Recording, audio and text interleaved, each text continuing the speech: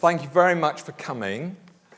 This is the last of the lectures I've been giving over the last 3 years. That makes it sound like quite a lot of lectures, in fact, only 9. And because it's the last one, I thought 2 things. I thought, first of all, I'll wear a suit and tie. And secondly, I will end with endings.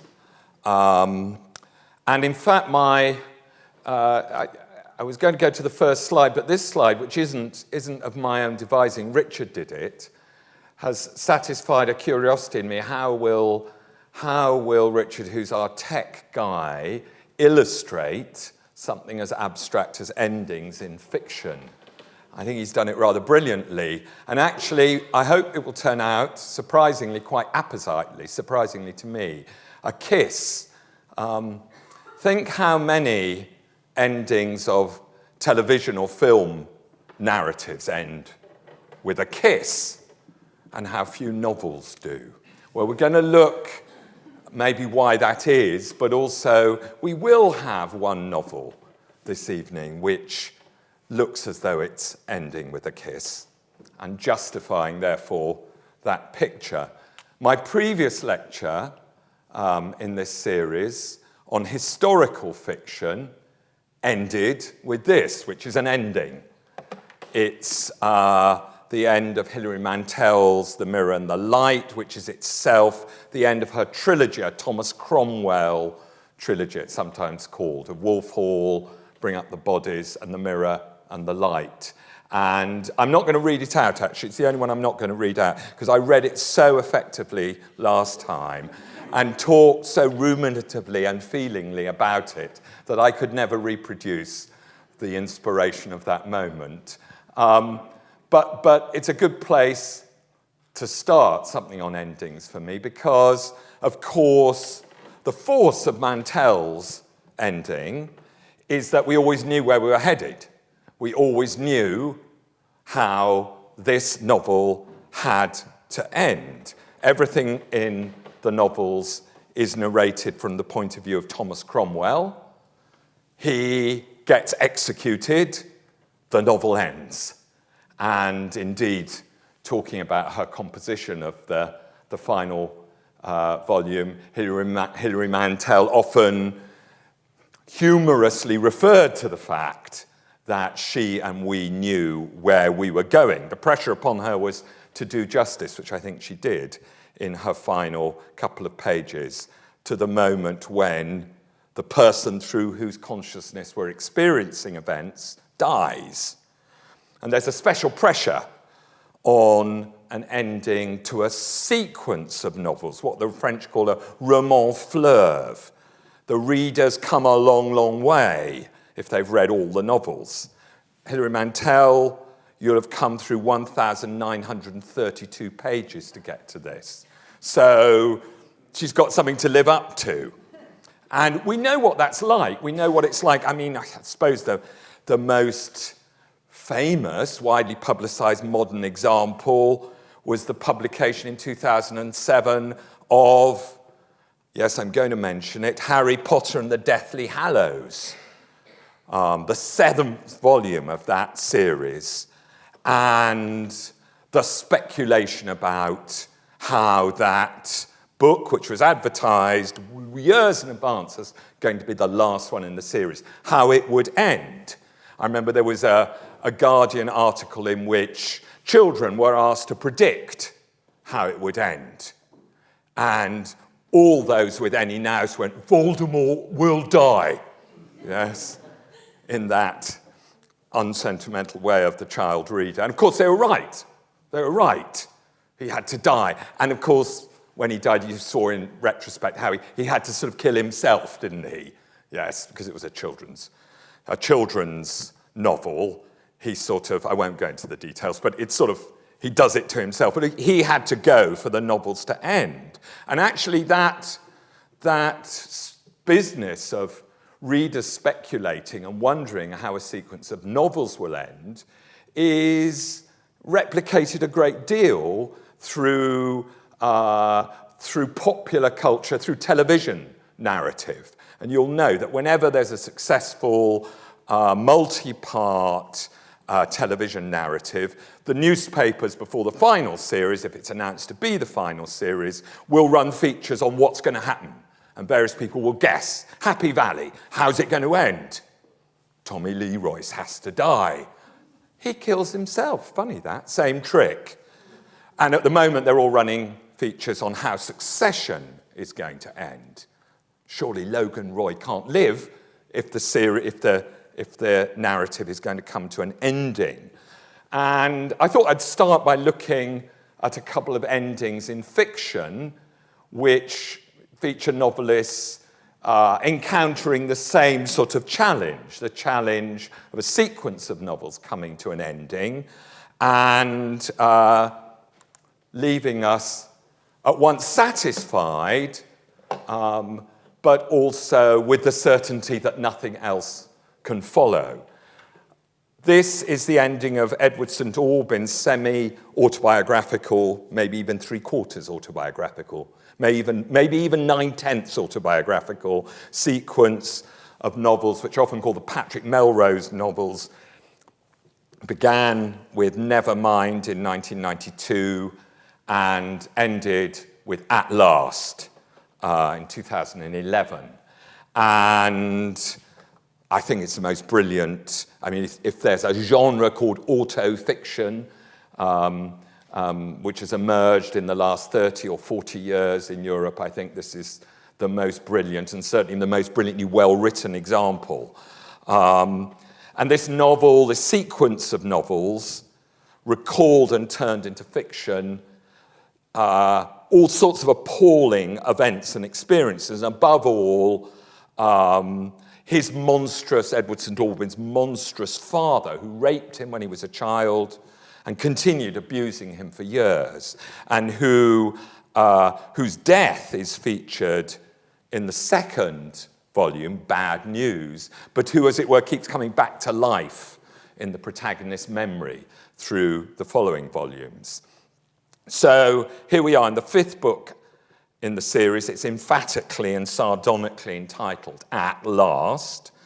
And the events, I mean, appropriately really, I guess, for a sequence of novels that has spanned 4 decades, the events of the last one are concentrated on one day, the day of his mother's funeral, Patrick's mother's funeral, his hopeless, complicit mother.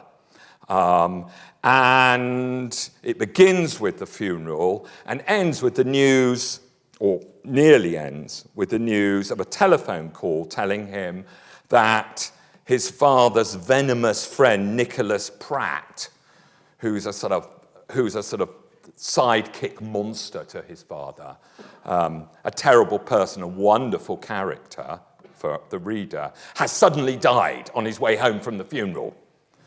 And it's a kind of comic release and tragicomic release. And at the end of the chapter, before the last chapter, Patrick's ex-wife Mary has invited him to supper with her and his 2 children, and he's declined, and she's told him he can always change his mind. One of his children, Thomas, says, "In fact, you should change your mind, because that's what it's for." And he says no. He goes off to his little Kensington flat in the attic of a block, and to sort of feel sorry for himself and maybe phone the attractive waitress in the restaurant at the end of the street. And then he changes his mind. Patrick slid back down in his chair and sprawled in front of the view. He noticed how his tears cooled as they ran down his cheeks. Washed eyes and a tired and empty feeling? Was that what other people meant by peaceful? There must be more to it than that, but he didn't claim to be an expert. He suddenly wanted to see his children, real children, not the ghosts of their ancestors' childhoods, real children with a reasonable chance of enjoying their lives. He picked up the phone and dialed Mary's number. He was going to change his mind. After all, that's what Thomas said it was for. So, good to end on a child's dry wit, but also ending with something signalled by that title. This is the end of a series of novels which has dramatised not just the protagonist's sufferings as a child, but his alcoholism, breakdown of his marriage, his drug addiction. Maybe now he's sort of coming out of it. But also, because it's autofiction, it's a sort of signal that there's a relationship between the writing of the novels and the author's own experience. Finally, he's stopped writing about himself. He's going to write about other things. Here's the end of another sequence of autobiographically based novels.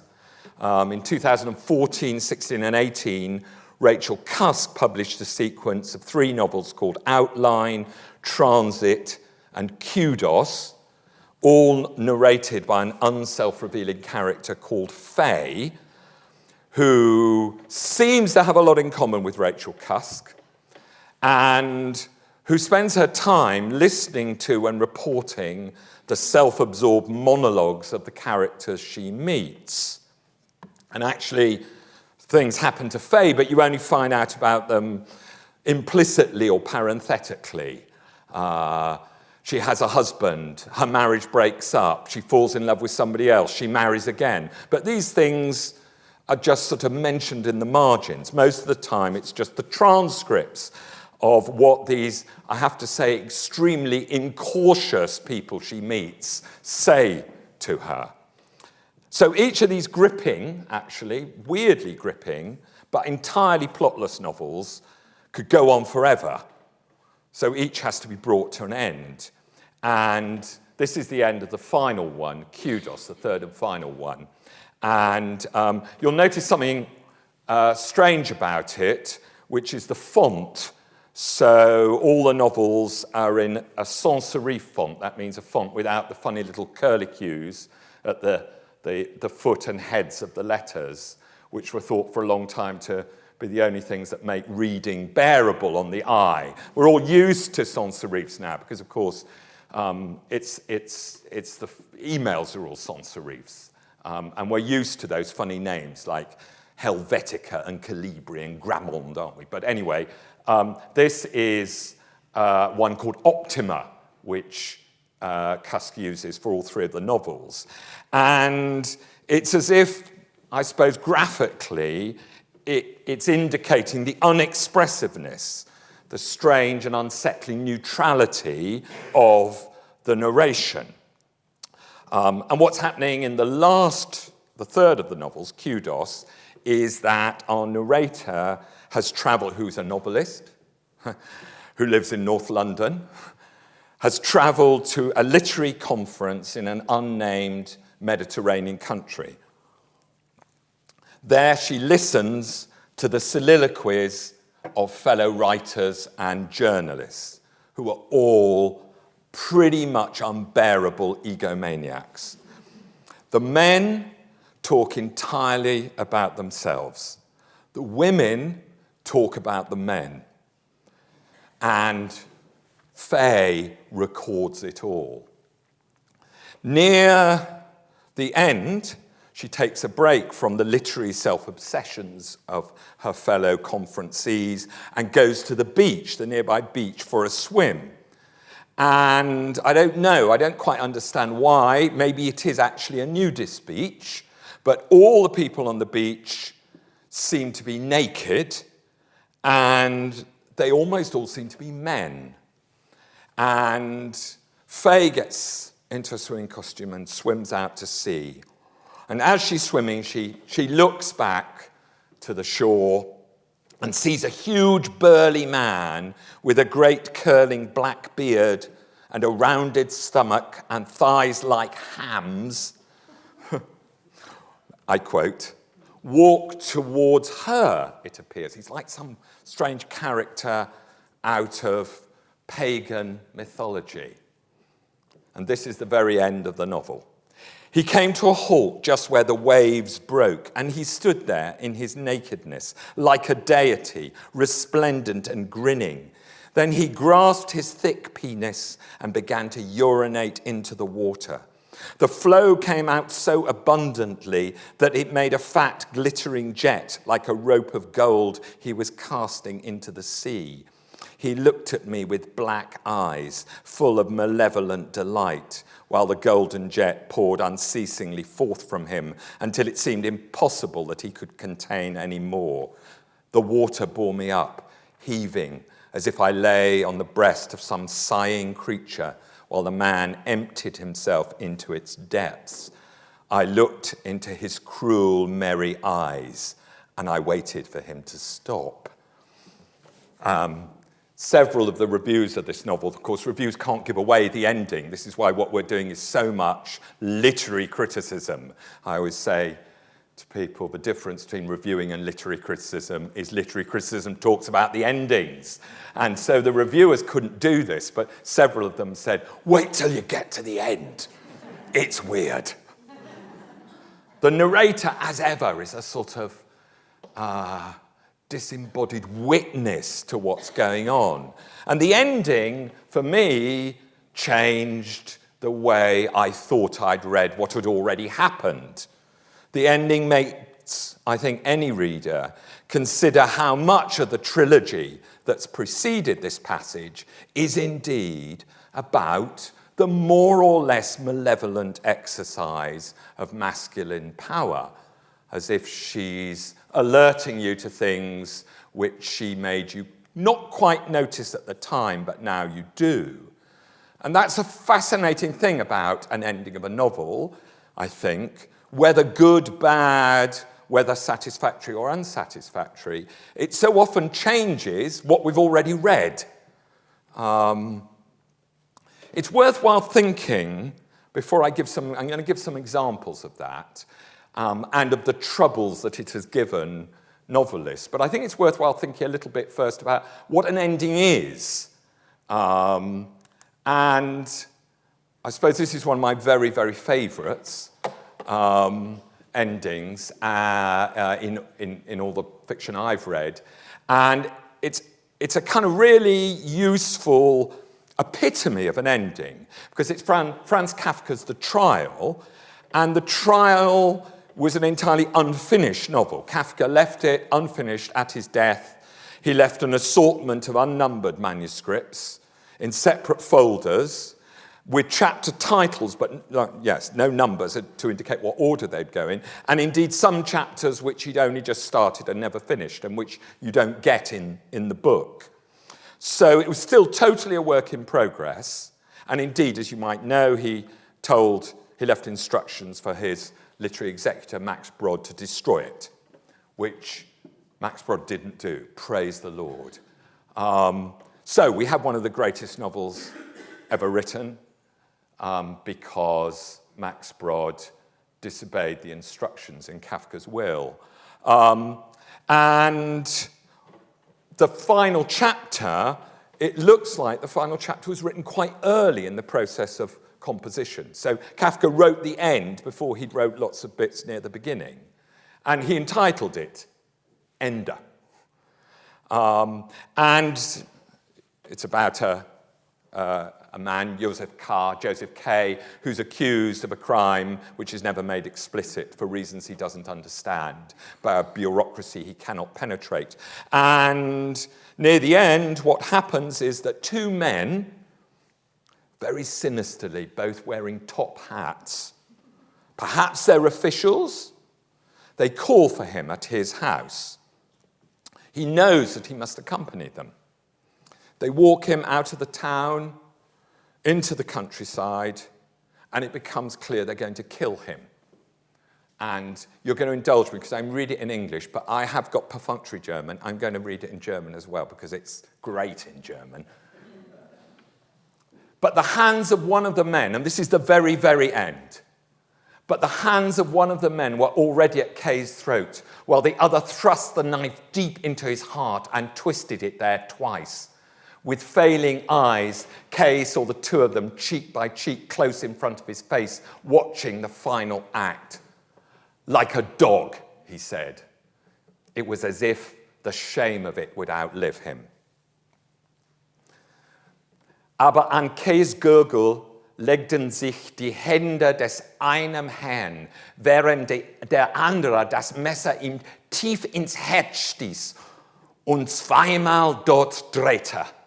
Mit brechenden Augen sah noch K., wie die Herren nahe vor seinem Gesicht, Wange an Wange, aneinander gelehnt, die Entscheidung beobachteten.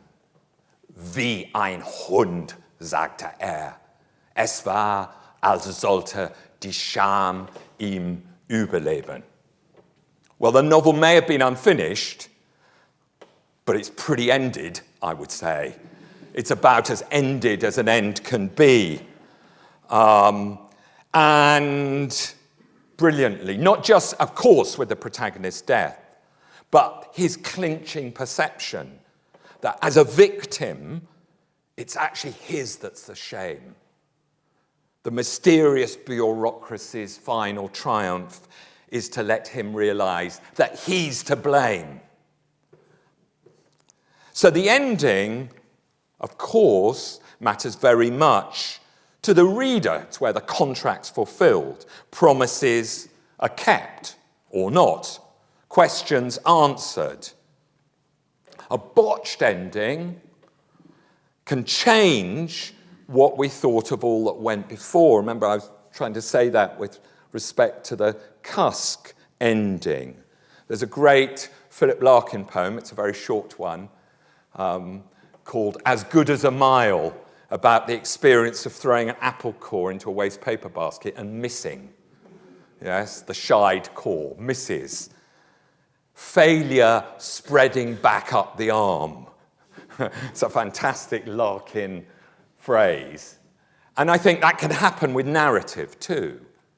You can all probably think of your own examples of endings which, by disappointing, somehow made the experience, changed the experience you'd already had of what went before.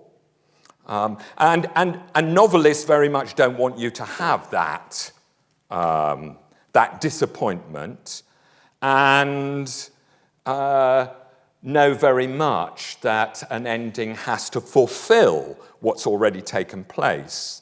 So I wanted to look now at 3 or 4 endings where the novelist, famous novelists of famous book, changed their minds.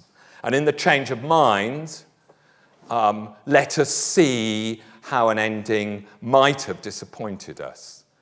Okay, I know this is a rubbish picture, okay, but it's a rubbish picture of something very, very special. And if you were unlucky enough to be my students, you'd be having to guess it, and there'd be a Twix bar for the winner.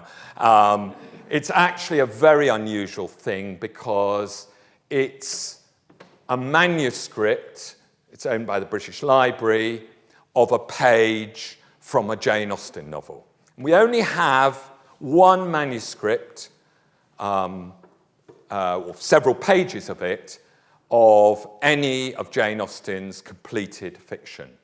And it's very telling. She wasn't fussed about preserving her manuscripts. It's very telling that the only reason we got it is because it's a bit of a novel she didn't use. It's a bit of Persuasion. And it's the ending of Persuasion, the last 2 chapters, and it's an ending she changed her mind about. Now, in this ending, the manuscript ending, Admiral Croft invites our heroine, Anne Elliot, into his lodgings in Bath, supposedly to see his wife, with whom Anne's on friendly terms, but in fact, because he knows that Captain Wentworth, the man that Anne rejected 8 years before, the man she still loves, is there. And Admiral Croft manufactures this meeting and then leaves the two of them together. Captain Wentworth, nonplussed, tells Anne that Admiral Croft has told him that he thinks Anne is engaged to slimy, sinister Mr. Elliot, the heir of Kellynch Hall. And it gives him a chance to deny it vehemently, which he does. So we get this. He was a moment silent. She turned her eyes toward him for the first time since his re-entering the room. The punctuation, by the way, is exactly the punctuation Austen uses in manuscript. His colour was varying, and he was looking at her with all the power and keenness which she believed, that's her spelling, she found I before E except after C was not a rule that she was familiar with, which she believed no other eyes than his possessed. No truth in any such report, he repeated. No truth in any part of it? None. He had been standing by a chair, enjoying the relief, there's that spelling again, of leaning on it or playing with it. He now sat down, drew a little nearer to her, and looked with an expression which had something more than penetration in it, something softer. Her countenance did not discourage. It was a silent but a very powerful dialogue. On his side, supplication, on hers, acceptance.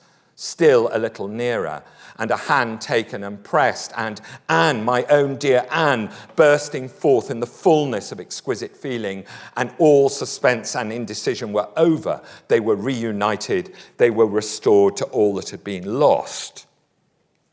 She wrote after this, finish, July 18th, 1816.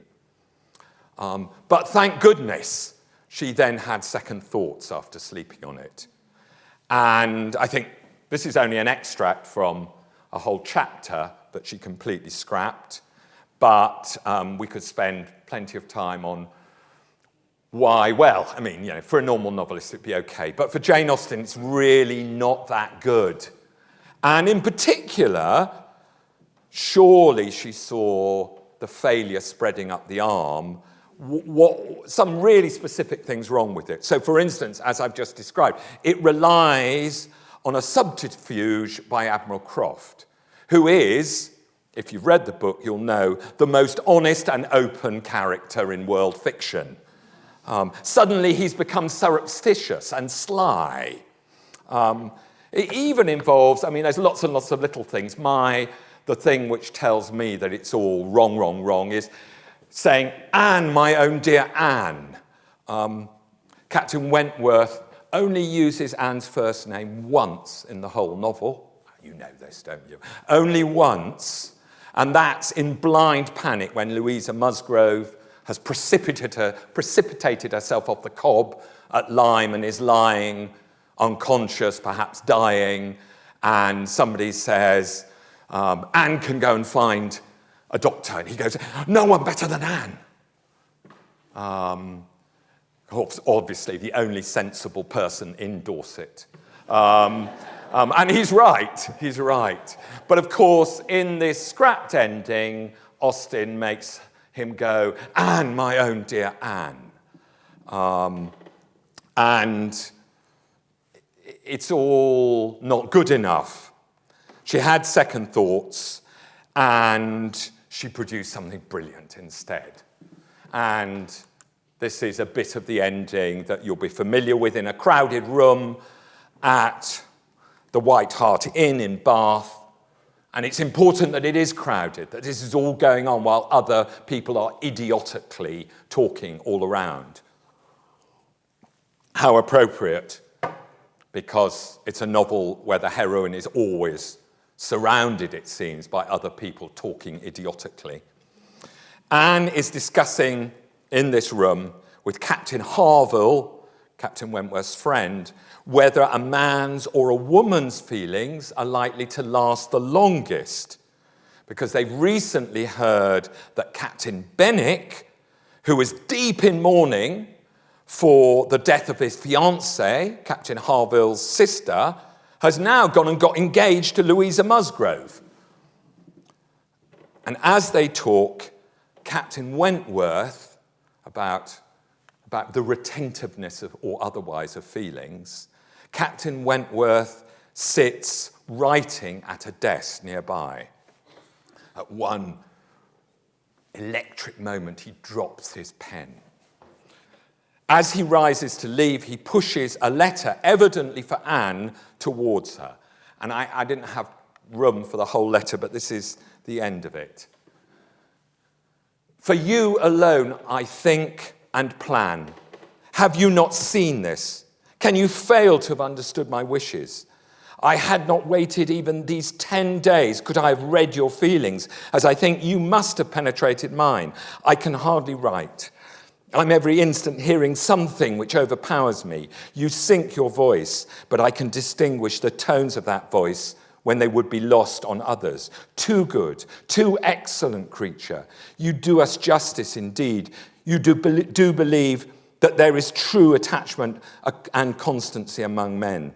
Believe it to be most fervent, most undeviating in FW. I must go, uncertain of my fate, but I shall return hither or follow your party as soon as possible. A word, a look will be enough to decide whether I enter your father's house this evening or never. And of course, how much better in its indirectness. He cannot speak to her. Of course, he cannot speak to her and say those easy things of the previous ending, the rejected ending. He has to write them, push them across the desk in all his uncertainty, the uncertainty about her feelings, which is so easily dispelled in the rejected ending, is still preserved here. And of course, it allows for the brilliant bit, which even TV can't get wrong, when she then goes out into the street and meets him with Charles Musgrove. And in this wonderful novel all about feelings between people amongst others who understand nothing about what's going on, she's able to look at him. That's all she has to do, and he knows.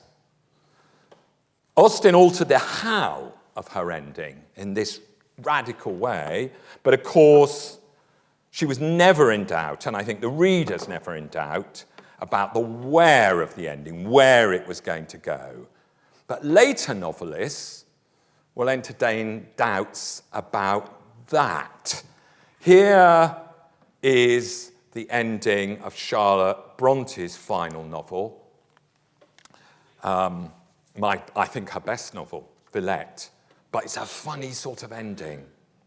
So, very briefly, for those of you not familiar with it, Villette is a place, not a person. Villette is Brussels, where Charlotte Bronte herself had attended a pensionnat, a sort of girls' school.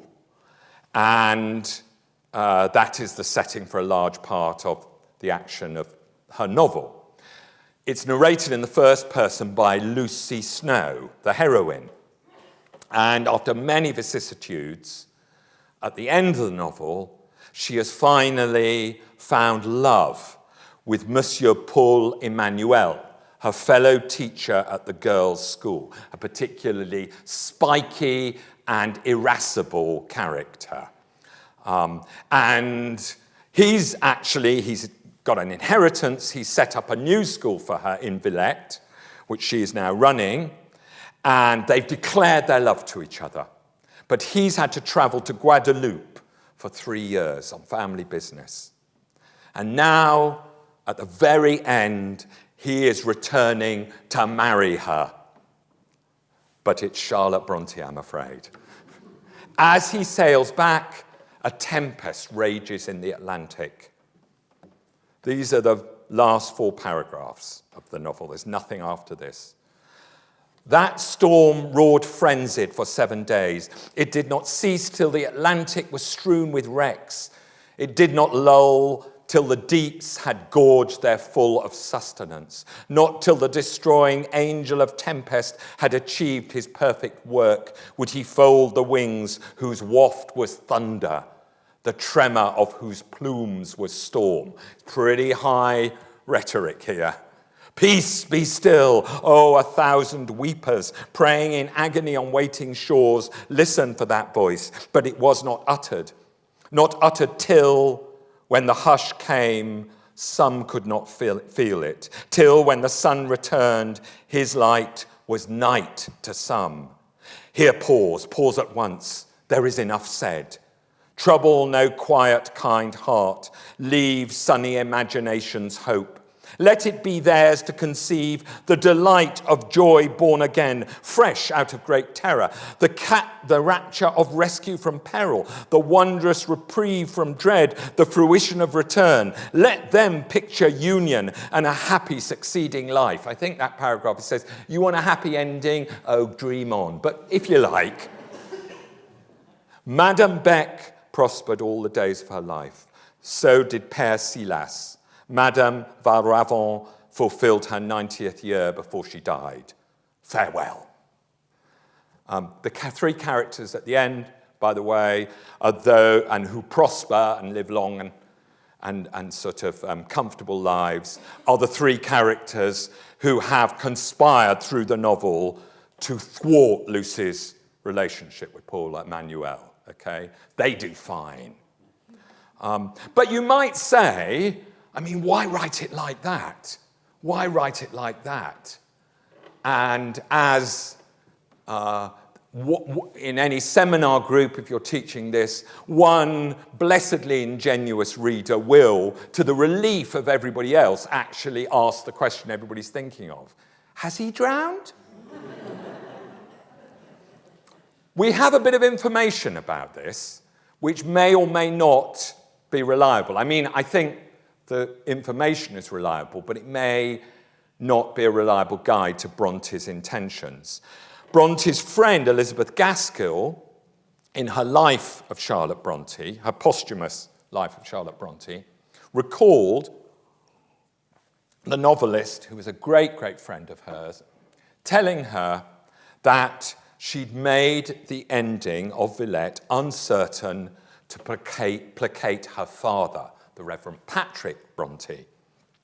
I'm quoting from Gaskell here. Mr. Bronte was anxious that Villette should end well, as he disliked novels which left a melancholy impression upon the mind. Just like my dad. So, by Gaskell's account, having decided that Paul Emmanuel would die at sea, all that Charlotte Bronte could do, says Gaskell, again I quote her words, is, in compliance with her father's wish, was so to veil the fate in oracular words as to leave it to the character and discernment of her readers to interpret her meaning. It's a wonderful notion. She wrote an ending which Patrick Bronte thought was happy, but everybody else would realise was unhappy. But it's since felt, I think, to many readers. I mean, you'll have to decide. You have to read, I'm afraid, the whole of Villette to decide this, not just the ending. And if you haven't ever done that, it's worth it. It really, really is. But you might feel, like many readers have felt, a kind of failure of nerve here. Do we believe the story about her dad? Or is this a sort of final, un-Bronte-like bending to the expectations of Victorian readers? How many great Victorian novels that aren't written by Thomas Hardy do have unhappy endings? Anyway, an ending has to work within convention, of course, or at least most novels and most novelists feel that they do. And here is one, not so long after Villette, by a novelist who indeed great admirer of Charlotte Bronte, Charles Dickens, which seems almost to obey the conventions of Victorian fiction. You have to see what you think. So this is Great Expectations. Now in his 30s, our narrator, seems wrong to call him hero because he's acted by his own account so badly so often. But anyway, our narrator returns to the grounds of Miss Havisham's demolished home, Satis house, where he encounters the woman to whom he lost his heart decades earlier and who he's loved hopelessly ever since, Estella. Pip, our narrator, has heard that Estella's brutish husband, Bentley Drummle, is dead, kicked to death by a horse that he was mistreating. There is proper poetic justice for you. And she's a widow. They are both older, wiser, melancholy. Their meeting in the dusk is a reconciliation as they look back on the past. But you said to me, returned Estella very earnestly, God bless you, God forgive you. And if you could say that to me then, you will not hesitate to say that to me now. Now, when suffering has been stronger than all other teaching and has taught me to understand what your heart used to be. I have been bent and broken, but I hope into a better shape. Be as considerate and good to me as you were, and tell me we are friends. We are friends, said I, rising and bending over her as she rose from the bench. And will continue friends apart, said Estella. I took her hand in mine, and we went out of the ruined place. And as the morning mists had risen long ago when I first left the forge, so the evening mists were rising now, and in all the broad expanse of tranquil light they showed to me, I saw no shadow of another parting from her. Sort of a happy ending. I saw no shadow of another parting from her. She hasn't said anything, but he, in that sort of double negative, seems to indicate to any reader receptive for a happy ending that they're never going to part. And it's certainly much nearer a happy ending than what Dickens originally wrote. When he first wrote the last instalment of Great Expectations, Drummle's was dead, but Estella has remarried. She's married a Shropshire doctor. I think that is as blameless as you can get in the sort of Dickens world. She's absolutely not available. Pip meets her not in Kent, but in a street in London. She's in a carriage. He is accompanied by a child, little Pip, who's the son of Joe Gargery, who was his only sort of friend as a child and who's also his brother-in-law, and Biddy, whom after the death of Mrs. Joe Gargery marries. Biddy, the woman Pip could have married, the woman who actually loved Pip. So a very different situation, and this is the exchange. Estella speaks. Yes, Estella speaks. I am greatly changed, I know, but I thought you'd like to shake hands with Estella too, Pip. Lift up that pretty child and let me kiss it. She supposed the child, I think, to be my child. I was very glad afterwards to have had the interview, for in her face and in her voice and in her touch, she gave me the assurance that suffering had been stronger than Miss Havisham's teaching and had given her a heart to understand what my heart used to be. I think it's a wonderfully melancholy ending, allowing, and this is the crucial thing, Dickens, he's a genius with parentheses. Whenever he does something in brackets, he's doing something really extraordinary. And this is no exception. He allows not just for an unhappy ending, but he allows Pip and Estella to part on a misunderstanding. She thinks the child is his, and so she thinks, oh, he's married, he's happy, he's okay. But he's not married. He's not happy. Emphatically, he's not okay. And Dickens left it like that. And more than one friend, but in particular his friend and fellow, though deeply mediocre novelist, Bulwer Lytton, told Dickens that his readers would not stand for it. They would be outraged. He must change it. And they've been getting happy endings for almost 30 years. They weren't going to put up with it.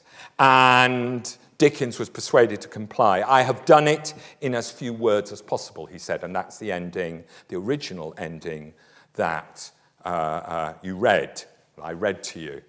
A pity, I think, a kind of failure of nerve, you might say. But also, I mean, there is a genuine problem with Great Expectations about how to end it. I don't know if any of you are watching the current adaptation. Adaptation seems almost the wrong word for it. Transformation, let's say, on BBC. But I mean, it's a striking thing that every single one of the 13 film and TV adaptations of Great Expectations finds it necessary to change the ending. Even the wonderful David Lean film sort of changes the ending. Satis house, oh, it's not destroyed. Estella's living in it. Oh, in comes Pip. John Mills rips open the curtains, lets in the sunlight, and runs out hand in hand with her. Over and over again, the end gets changed. I have actually seen, because I saw an advanced copy of it, I have actually seen the last episode of the current BBC dramatisation. I can't tell you what's in it, but I can confide that he changes the ending. So, later novelists would actually mock this, I think, this sort of Victorian thing about a novel needing a happy ending, needing an ending where people get what they deserve, where good people are rewarded. And here's a mocker, Henry James. One would say that being good means representing virtuous and aspiring characters placed in prominent positions. Another would say that it depends for a happy ending on a distribution at the last of prizes, pensions, husbands, wives, babies, millions, appended paragraphs, and cheerful remarks. Henry James himself thought a great deal about endings and became the pioneer of what we've come to call and be used to in all sorts of narrative forms on the screen as well as on the page as the indeterminate ending. Here is the ending of his most famous novel, The Portrait of a Lady, as it first appeared. And many of you will have paperback copies if they were purchased more than about a year ago, which are different from this. So what's happened, so this is in 1881, it was serialized and then it came out in a one-volume edition in 1882. Isabel Archer, the heroine, is married to the sadistic Gilbert Osmond. Against his wishes, she leaves their home in Italy to travel to England, where her cousin and confidant Ralph Touchett is dying of tuberculosis. After Ralph's death, which takes place in the last chapter, her former suitor, American like her, Caspar Goodwood, meets her in the garden of the Touchett's house, Garden Court, and tells her that he still loves her. He begs her to leave her husband for him. She can do it. They don't have to care what anybody thinks. They're American. They're rich. They can do it. He doesn't say those two things, but those are very, very important to why he feels he can say it. And they have a kiss, a passionate kiss, like lightning. And then she flees back into the house. 2 days later, Caspar goes to London to find her, but her friend Henrietta tells him that he is too late. She came here yesterday and spent the night, but this morning she started for Rome. Caspar Goodwood was not looking at her. His eyes were fastened on the doorstep. Oh, she started, he stammered, and without finishing his phrase or looking up, he turned away. Henrietta had come out, closing the door behind her, and now she put out her hand and grasped his arm. Look here, Mr. Goodwood, she said. Just you wait. On which he looked up at her. And that was the ending. Yeah, quite an ending. And we have to remember, indeterminate in lots of ways, because, of course, most importantly, Isabel is en route to Italy, back to her husband. Is she going back to the marriage? Is she going back to rescue his daughter Poppy, whom she loves, from him. What's going to happen?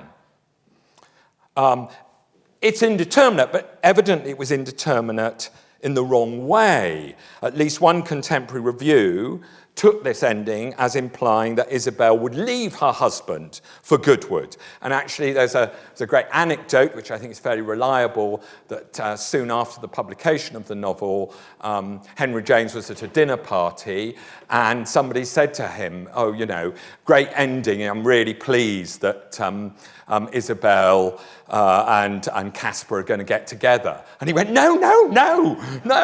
And anyway, he rewrote it. He rewrote the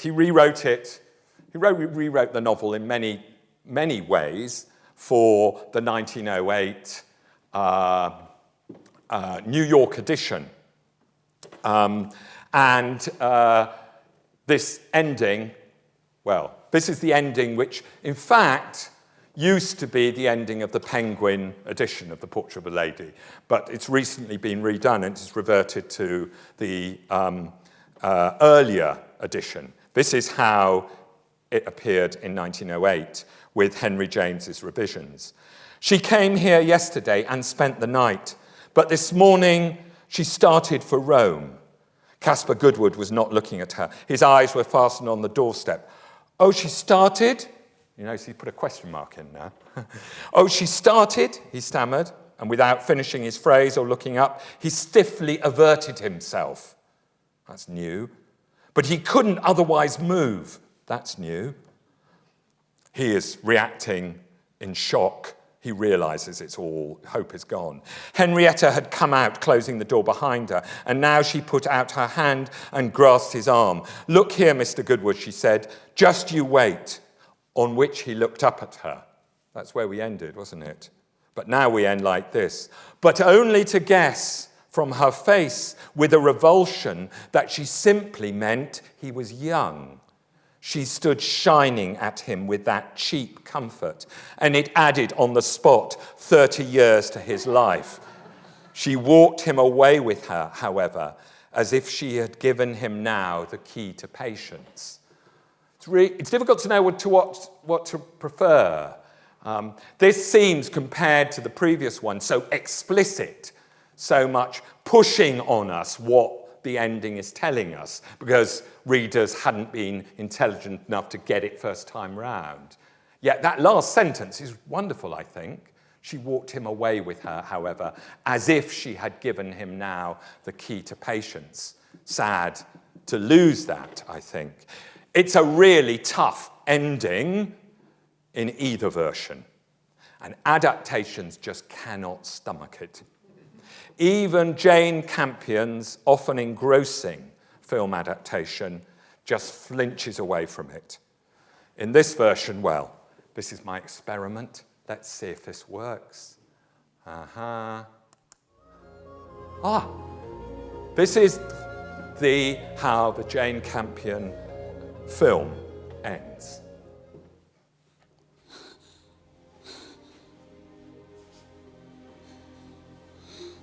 Only for once, listen to me. Why shouldn't we be happy? Why? Why, when it's here before us, when it's so easy? We can do absolutely as we please. To whom under the sun do we owe anything? I beg you to go away. Don't say that. Don't kill me.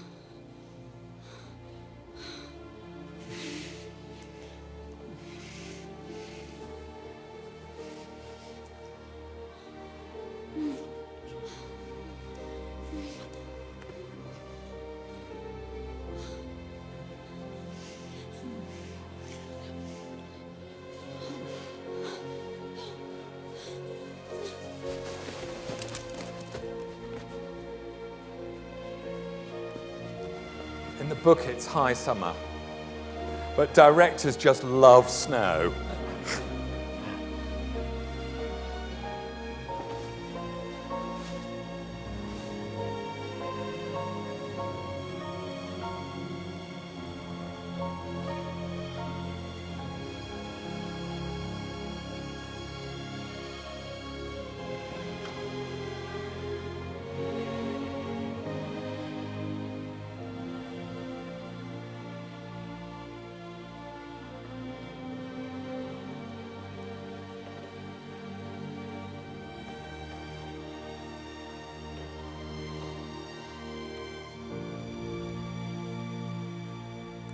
Okay, that's not what Henry James wanted.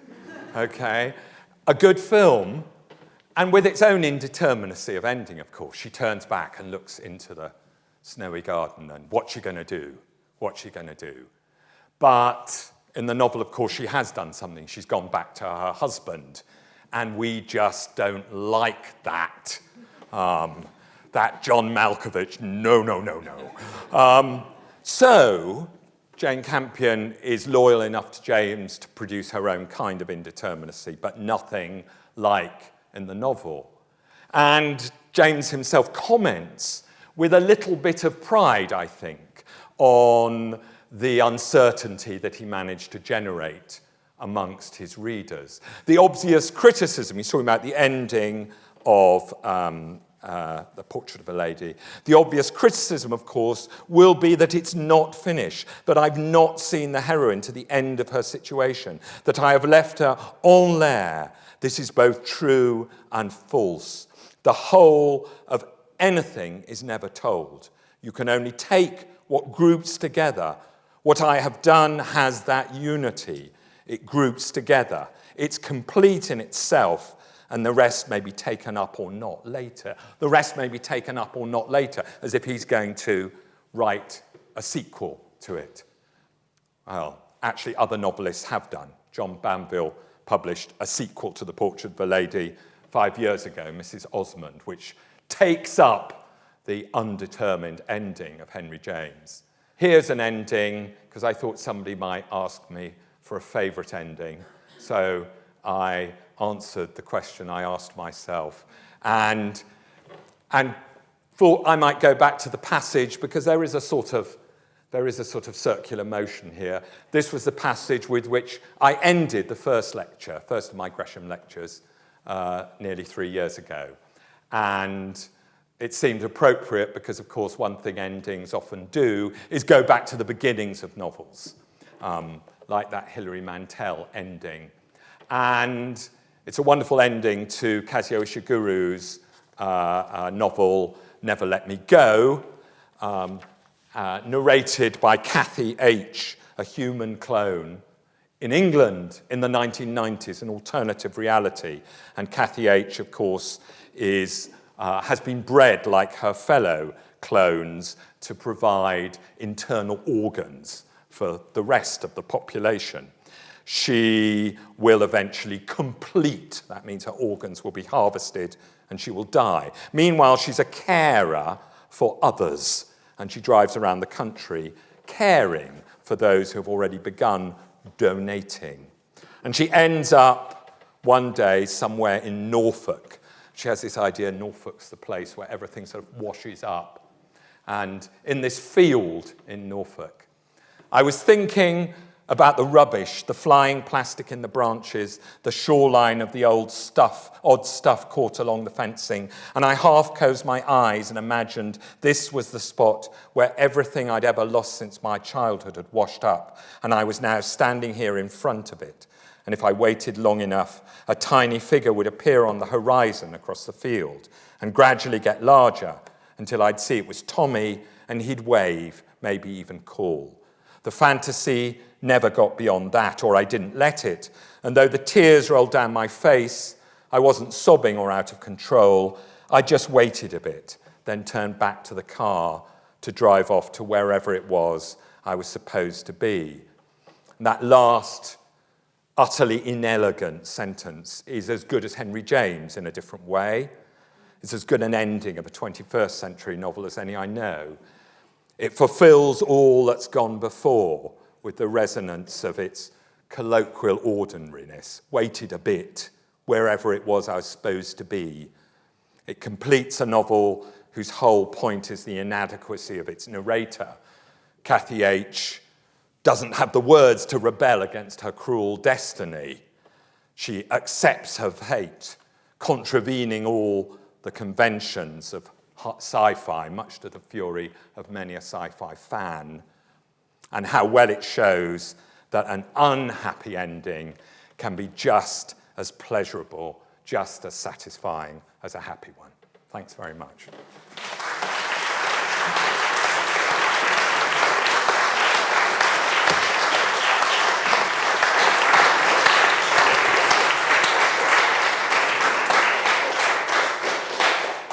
you very much, John. Rather unsurprisingly, you have preempted two of the questions online, your favourite and the saddest in the last one. Yeah, so can we have some questions from the audience, if anyone would like to ask one? Otherwise, I shall revert to the people who are watching online. What do you think of modern authors like George R.R. Martin, who seem to subvert the rules by killing everybody who might matter off all the way through the novel? I'm not sure that's about ending, though. Yes, George R.R. Martin. I have actually read, surprisingly, for money, the first 4 volumes of The Chronicle of Fire and Ice, or whatever its actual name is in book form. And he does indeed kill off people, and that's one of his tricks, one of his skills in a way. But also, I would say, I talked at the beginning about sequence novels, roman fleuve. I think it's fairly clear that even if you're a fan of George R.R. Martin's writing, he's in trouble about how to end it. The TV series seemed to me in massive trouble about how to end it, and I think might be produced as an example of one of those. I don't really want to talk about Game of Thrones too much, but one of the examples in the minds of lots of fans of an ending which spoiled lots of things that had gone before. I think lots of people felt that. But the TV adapters were trying to cope with what George R. R. Martin the problems he'd sort of created for himself writing these books. I think there's a gentleman there who'd like to. Isn't he still writing them, still wondering about how he's going to end it? It's just a question. With the example you've got on the screen there, it's in first person, and so it's a lot easier to create a sort of indeterminate ending. Would you say it's harder to do it when you write in third person as opposed to first? So it's easier to... I lost some of what you said. In the first person, it's easier to create what, did you say? More indeterminate. Right, because unless the person dies, they're going to go off and do something else. I think that probably the problem is that in the 18th and 19th century, novels narrated in the third person generated a lot of expectations and conventions about how the author would, as it were, be there to wind things up for you, okay? So, of course, the author has decided what to do here, but the narrator author of much 18th and 19th century fiction became somebody who apportioned fates, as it were, told you everybody's destiny, and could do that, and was expected to do that. And I think that actually, for some 19th century readers, that made endings much more satisfactory, that it was more difficult for a first-person narration to tell you what had happened to all the other characters. And we know this in sort of, film and TV sometimes replicate it with funny sort of epilogues, or even before the titles at the end. They'll tell you what happened to some of the other characters, and it's a sort of reproduction of what happens at the end of not just 19th century, it's all started by Henry Fielding in the 18th century. What has happened, though, I think, in the late 20th century, is that it's become very difficult, perhaps impossible, to write a novel with a sort of omniscient narrator. I mean, this is a bigger topic than just endings, but it shows in endings. And we will accept any kind of first-person narrator in literary fiction. And the more inarticulate, the better. And the more uncomprehending, the better. And the more hampered and hamstrung, the better. But it seems very difficult now to imagine a contemporary equivalent of George Eliot or Henry James, or even Thomas Hardy, actually. Novelists who would tell you at the end what, more or less what had happened to everybody. So I think our ideas of what's better and worse have changed. Thank you. I'm just wondering, have you seen a tendency in unsatisfactory endings, like something that they always have that just, even whether they're happy or sad or, ambiguous in ending. Have you ever seen like themes that just, you're like, this is just a horrible ending? Well, I can report one experience I had, which is a sort of practical thing about how people write novels. I've interviewed many novelists over the years and discovered some things about how many do it. And one year, many years, it was about 13, 14 years ago, maybe even longer, when I was a Booker Prize judge and I had to read 130 odd novels in that year. And I did notice something, which was quite a lot of novelists seemed to really know how they wanted to start a novel. Yeah? And then a few had already thought about how they were going to end it. And one practical difference between a good ending and a bad ending is, I think, simply that the good endings are ones which are encoded in the beginning, if you see what I mean. If you read how Dickens's working notes, with his later fiction, he knows where he's going, and so when you get there, you have an experience of a reader of course. But that relies on the novelist planning, I think. So, I'm Martin Elliott. I'm currently the provost here, and I get the pleasure of saying a few words at the end of this. I hope I'm not the slimy, sinister Mr. Elliott, which you mentioned. I think it's spelt differently. I do hope so. Anyway, very sadly, this is the last of John's series of 9 lectures, as you heard. And it's been a tour de force, as far as I'm concerned. I've thoroughly enjoyed it.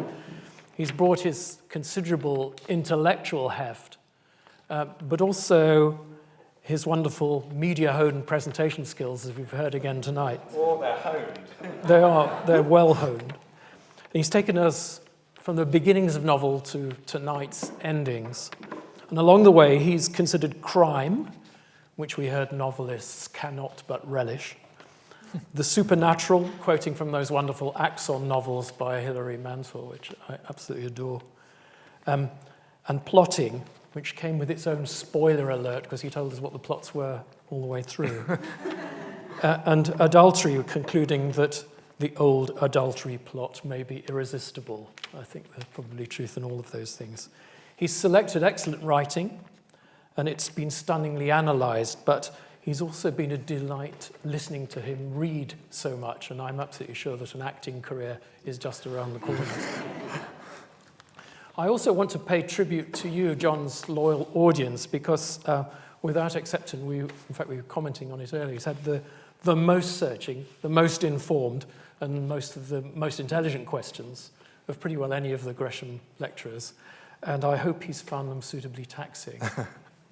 So on behalf of everyone at Gresham College, thank you for all your excellent lectures during this series, and for you've brought to the college in other ways. We've much appreciated it. And as we hand you back to UCL to get on with your life, we hope we'll be able to welcome you back here in the future.